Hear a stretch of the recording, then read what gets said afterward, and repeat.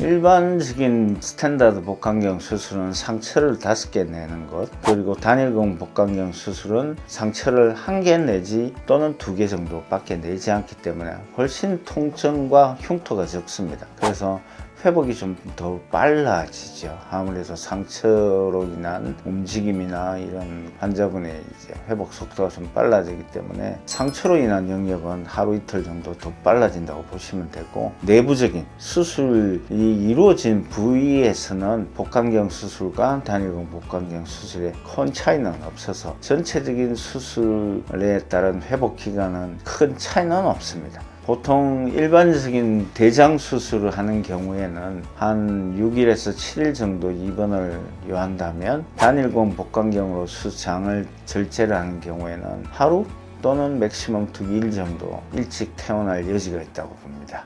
퇴원 후 일주일 정도면 일상적인 생활은 얼마든지 가능하고 가벼운 운동도 하는데 큰 지장 없습니다.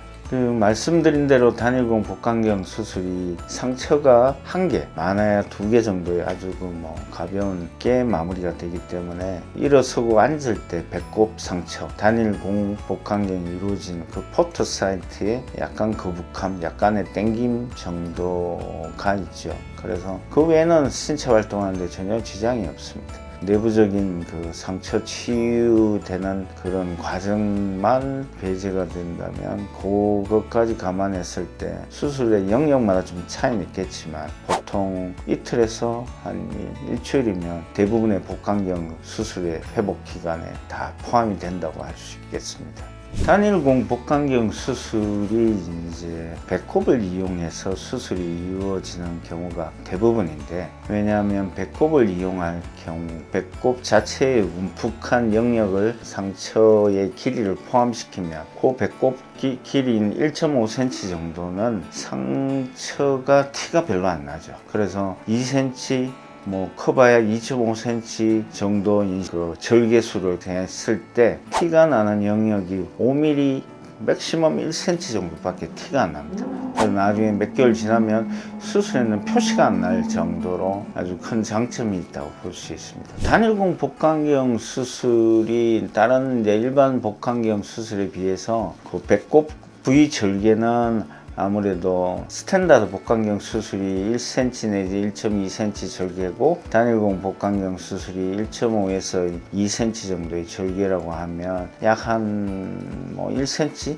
정도 더 절개가 되죠. 그래서 가끔 그 배꼽 포트 사이트를 통해서 탈장이 생기는 경우가 드물게 있습니다. 그래서 일반 복강경 수술에 비해서는 조금 더 절개창을 통한 탈장이 이루어질 확률이 한 1~2%는 더 있다고 볼 수 있겠습니다.